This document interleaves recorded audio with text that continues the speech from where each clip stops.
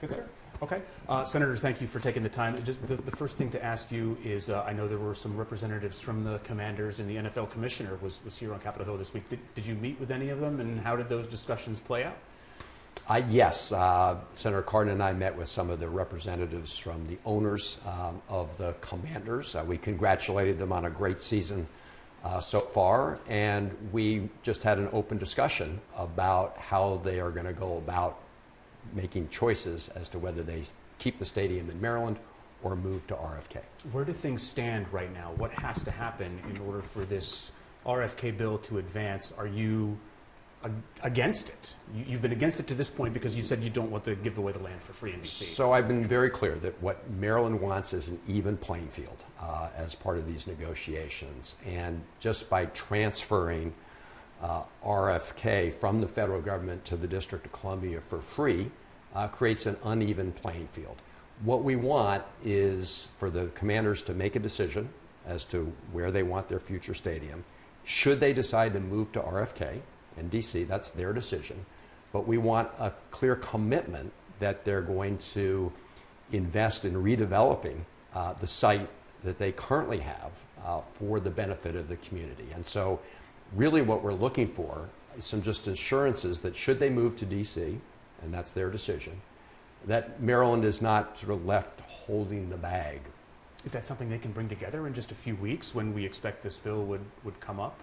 Well, they certainly have had plenty of time to give that some thought, and I know they are giving that some thought right now. Again, I know the governor of the state of Maryland would like to see the Commanders stay, but we definitely want to know what the backup plan would be for the community should they make a different decision. So are you saying that if they bring some sort of plan like that to bear in the next several weeks that satisfies you, you would go along with supporting this bill as it stands right now? Well, we would want the governor to be able to review it. We would want Prince George's County to be able to review it. You know, my new colleague in the Senate is going to be Angela Alsobrooks, who of course just stepped down as county executive of Prince George's County. She's done a lot of work on this.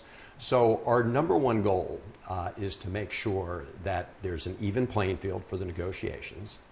And should the Commanders decide to move to RFK, that they do right by the community in Prince George's County that's been their home for so many years. Last question on RFK.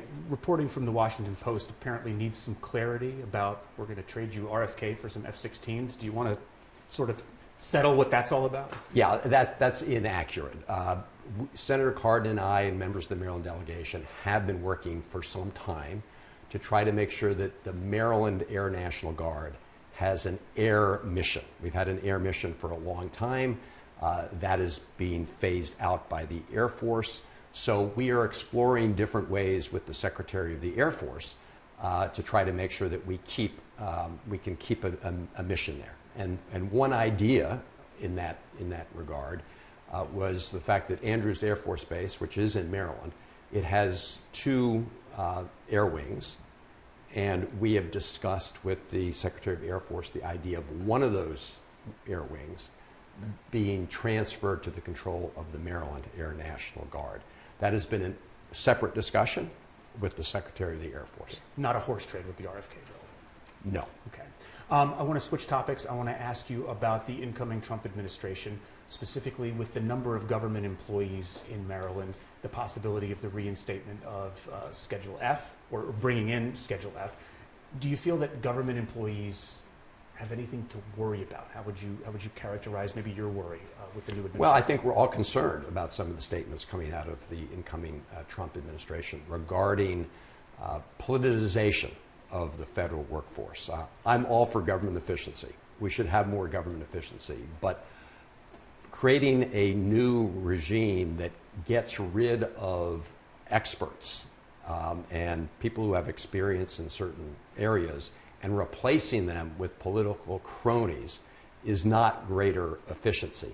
Of course, every president has the right to bring in the high-level political appointees. That's not what we're talking about.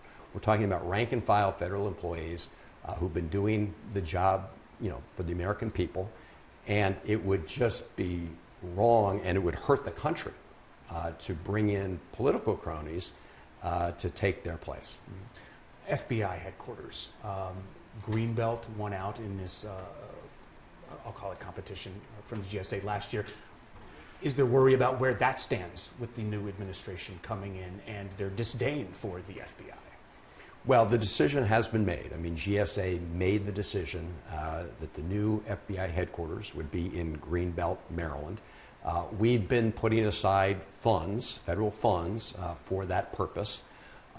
We are still awaiting the outcome of a report from the Inspector General at GSA, and then we will move forward.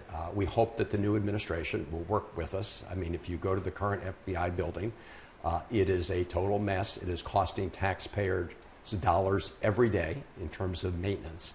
So the new site meets the security requirements and mission requirements of the FBI, and it would be a great disservice to the men and women of the FBI to somehow prolong this for even longer period of time. Do you believe the incoming administration has the power to do that, though? Do they have the power to say, you know what they decided last year, we're not going to do that, we're going to do something else?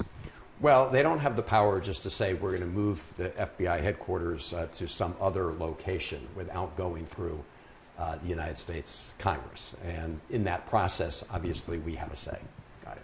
I want to ask you also about the new administration and concerns you have about any of the cabinet nominees who have been tapped, or any of the political nominees. Are there any nominees who you have greater concerns than others about?